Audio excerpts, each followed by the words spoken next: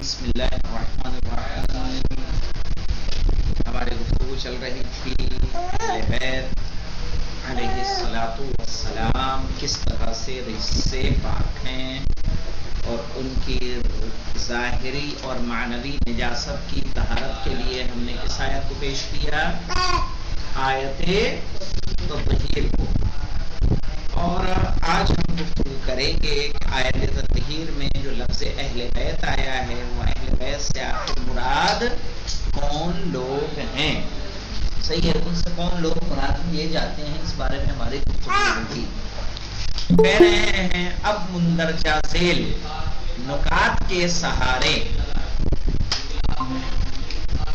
اب مندرجہ ذیل نکات کے سہارے ہم اہل بیت علیہ السلام کے مصادیق کو بھی بآسانی پہچان سکتے ہیں. صحیح ہے، لیکن اس کے لیے ہمیں کیا کرنا ہوگا؟ مندرجہ ذیل نکات کی طرف توجہ دینی ہوگی.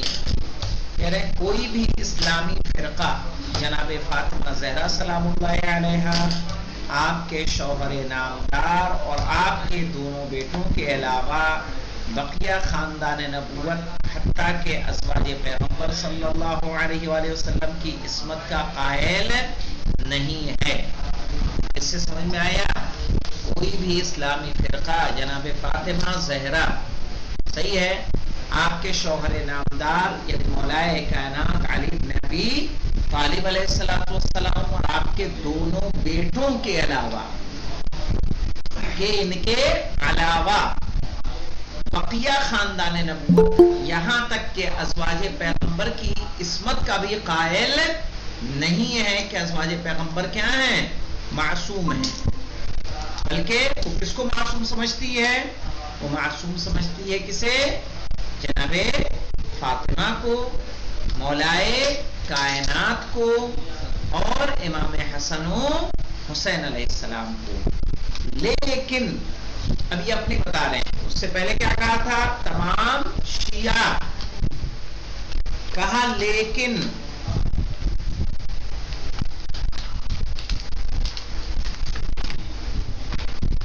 دیکھیں، شیعہ جناب فاطمہ ان کے شوہر نامدار اور بیٹوں کو معصوم سمجھتے ہیں. لیکن شیعہ جناب فاطمہ اور ان کے شوہر نامدار اور بیٹوں کو معصوم سمجھتے ہیں. اور اگر ہم شیعوں کے اس نظریے کو قبول نہ کریں تو آیت تطہیر کا کوئی مصداق باقی نہ رہ جائے گا، جو اس آیت کے نزول کے سراسر خلاف ہے. مثلا جب کوئی امت ازواج پیغمبر کو بھی معصوم نہیں سمجھ رہی ہے تو آیت تطہیر کا مصداق کون ہے آخر؟ صحیح ہے. اور اگر ظاہری زندگی کو دیکھا جائے گا تو ظاہری زندگی میں، رسول کی زندگی میں، چاہے رسول کے بعد، کیا ازواج پیغمبر سے غلطیاں سرزد ہوئی ہیں یا نہیں ہوئی ہیں؟ ہوئی ہیں. تو ایسے میں جب آپ ان کو معصوم نہیں سمجھ رہے ہیں تو ہم کیسے معصوم سمجھ لیں؟ اور جب وہ معصوم نہیں ہے تو آیت تطہیر کا مصداق کون ہے؟ اور کیا آیت بنا مصداق کے باقی رہ جائے گی اگر حسن حسین و فاطمہ اور رسول خدا اور مولائے کائنات کو بھی ہم معصوم نہ سمجھیں؟ تو آخر یہ کون لوگ ہیں کہ جو پاک و پاکیزہ ہیں، جن کو اللہ نے طہارت کی سند عطا کی ہے؟ اس کے بعد دیکھیں آیت تطہیر کے قبل و بعد اور اس کے بعد والی آیت حضرت صلی اللہ علیہ وسلم کے ازواج کے بارے میں ہے. پہلے کی آیت اور بعد کی آیت، جیسا میں نے اشارہ کیا تھا آپ کو کہ جو پہلے اور بعد کی آیتیں ہیں، پہلے بعد کی آیتیں کس کے بارے میں ہیں؟ ازواج پیغمبر کے بارے میں ہے کہ وقرنا فی بیوتکن، صحیح ہے کہ تم اپنے کیا رہو؟ گھروں میں رہو. ولا تبرجن تبرج الجاہلیہ، جاہلیت کی طرف سے اظہار تبرج نہ کرو. صحیح ہے. کہہ رہے اور ان میں کس کا صیغہ آیا مولانا؟ جمع مؤنث کی ضمیریں استعمال ہوئی ہیں. وقرنا، قرنا کون سا صیغہ ہے؟ قرنا، قرنا، قرنو، قرنا. کون سا صیغہ ہوگا؟ مؤنث کا. مؤنث کون سی ہوگی؟ جمع مؤنث کا صیغہ ہے کہ نہیں؟ تو شروع اور بعد میں جو افعال استعمال کیے گئے ہیں وہ کون سے ہیں؟ جمع مؤنث کی ضمیر استعمال ہوئی ہیں. مثلا دیکھیے کیا وَإِن كُنْتُنَّ إِن كُنْتُنَّ، بھئی کنتن کون سا صیغہ ہے؟ کون سا ہے؟ واحد مذکر جمع مؤنث حاضر، جمع مؤنث حاضر. تریدنا کون سا صیغہ ہوگا؟ جمع مؤنث حاضر. ٹھیک ہے. من یاتی منکن، منکن کون سا ہے؟ جمع مؤنث حاضر. صحیح ہے. وقرنا فی بیوتکن واذکرنا ما یتلی فی بیوتکن. یہ تمام آیتوں میں جو ضمیریں استعمال کی جا رہی ہیں وہ کس کی ہے؟ جمع مؤنث کی ضمیریں ہیں. تو یہ ساری ضمیریں کیا ہیں؟ یہاں کنتنا جمع مؤنث کا صیغہ، تردنا میں نون کون سا ہے؟ نون نسوہ ہے. صحیح. من کننا بھی جمع مؤنث ہے. قرنا جمع مؤنث ہے. بیوت فی بیوت کننا جمع مؤنث ہے. وذکرنا جمع مؤنث ہے. بیوت کننا جمع مؤنث ہے. جبکہ آیت تطہیر میں جو ضمیر استعمال ہوئی ہے وہ جمع مذکر کی ضمیر ہے. عنکم یطہرکم انما یرید اللہ لیذھب عنکم. صحیح ہے نا. تو عنکم کس کی ضمیر ہے؟ جمع مذکر کی ضمیر ہے. یطہرکم میں کم جو ہے جمع مذکر حاضر کی ضمیر ہے. کہہ رہے اس بنا پر ازواج پیغمبر اکرم صلی اللہ علیہ وآلہ وسلم کو اس کا مصداق نہیں قرار دیا جا سکتا، کیونکہ اگر اس سے مراد ازواج ہوتی تو جس طرح سے شروع کیا ہے تو میں جمع مؤنث کی ضمیر ہے، بات کیا ہے تو میں جمع مؤنث کی ضمیر ہے، اس آیت تطہیر میں بھی کیا ہونا چاہیے تھا؟ جمع مؤنث کی ضمیر ہونا چاہیے تھا.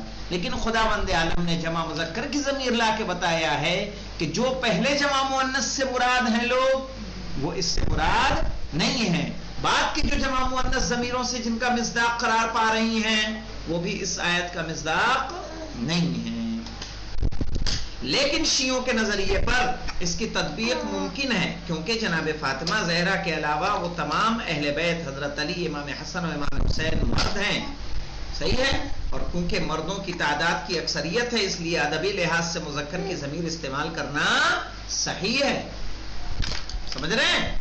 یعنی اگر ہمارے سامنے ایک مرد، دو مرد ہیں اور ایک لڑکی ہے تو ہمیں کس کی ضمیر استعمال کرنی ہے؟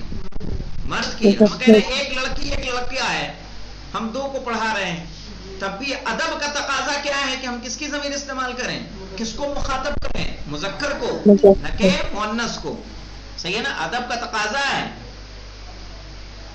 ہم اپنے اردو ادب میں بھی یہی کرتے ہیں کہ مخاطب کی ضمیر کس کو رکھتے ہیں؟ مذکر کو رکھتے ہیں. تو کہا وہاں مذکر میں کون ہے؟ امام علی، امام حسن و حسین اور رسول خدا، اور جناب فاطمہ ایک خاتون ہے.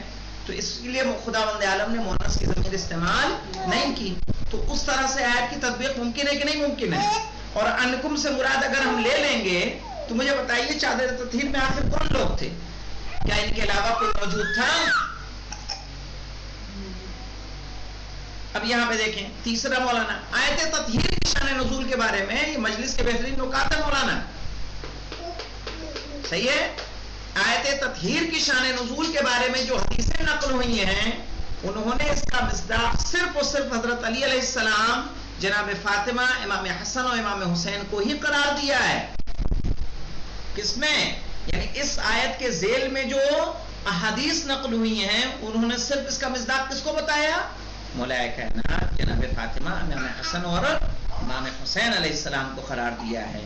کیونکہ جب حضرت صلی اللہ علیہ وآلہ وسلم کی قابل احترام زوجہ جناب ام سلمہ نے آپ سے یہ دریافت کیا کہ کیا میں بھی اہل بیت میں شامل ہوں اور آیت تطہیر کا حکم میرے لیے ہے یا نہیں، تو پیغمبر اکرم نے ان کو یہ جواب دیا انکی علی خیر، تم خیر کے راستے پہ ہو.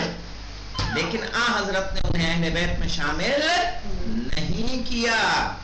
تو یہ تین نکات ہمارے سامنے سمجھ میں آئے. صحیح ہے. پہلا کیا تھا؟ پہلا یہ کہ اللہ نے سب ضمیروں کو مؤنث استعمال نہیں، کوئی بھی اسلامی فرقہ جناب فاطمہ آپ مولائے کائنات اور ان کے دونوں بیٹے کے علاوہ خاندان نبوت میں یہاں تک کہ ازواج پیغمبر میں کسی کو معصوم نہیں سمجھتا، لیکن شیعہ ان کو کیا کر سمجھتے ہیں؟ معصوم سمجھتے ہیں۔ تو پہلی مراد کیا ہے؟ تطہیر سے مراد کون ہو سکتا ہے؟ یہی 5 ہو سکتے ہیں، اس کے علاوہ کوئی اور نہیں ہو سکتا۔ پھر آیت تطہیر میں شروع کی آیتیں اور بعد کی آیتوں میں جمع مؤنث کی ضمیریں استعمال ہوئی ہیں، جبکہ آیت تطہیر میں جمع مذکر کی ضمیریں استعمال ہوئی ہیں۔ مصداق کے اعتبار سے دیکھا جائے گا تو ایک جناب فاطمہ ہے اور باقی مرد ہیں، اس لیے ادب کا تقاضا یہ ہے کہ ضمیر کس کی استعمال کی جائے؟ مذکر کی۔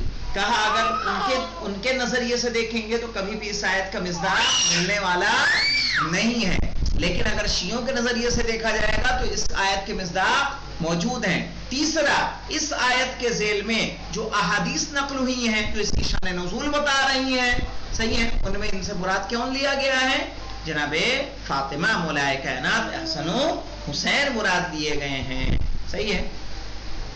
اور کہا، اور دوسری دلیل کیا، اسی میں ایک اور ضمن میں شامل کر دیا، یہاں تک کہ جناب ام سلمہ آتی ہیں اور آنے کے بعد رسول سے درخواست کرتی ہیں اور پوچھتی ہیں کہ کیا میں بھی اہل بیت ہوں، میں بھی قصہ کے اندر آ جاؤں؟ تو رسول نے کیا کہا؟ انکی علی خیر، آپ کیا ہیں؟ خیر کے راستے پر ہیں، خیر کے راستے پر ہیں، ٹھیک ہے، لیکن اہل بیت نے انہیں شامل نہیں کیا۔ اب یہاں دیکھ لیں یہ آیت کو، ارے اس حدیث کو صحیح مسلم میں جناب عائشہ سے روایت ہے، وہ کہتی ہیں رسول اللہ صلی اللہ علیہ وآلہ وسلم سیاہ دھاگوں سے بنی ہوئی عبا اوڑھے ہوئے تھے، سیاہ دھاگوں سے بنی ہوئی عبا اوڑھے تھے۔ آپ نے حسن حسین اور فاطمہ علی کو اس کے اندر لے کر کہا انما یرید اللہ لیذھب عنکم الرجس اہل البیت ویطہرکم تطہیرا۔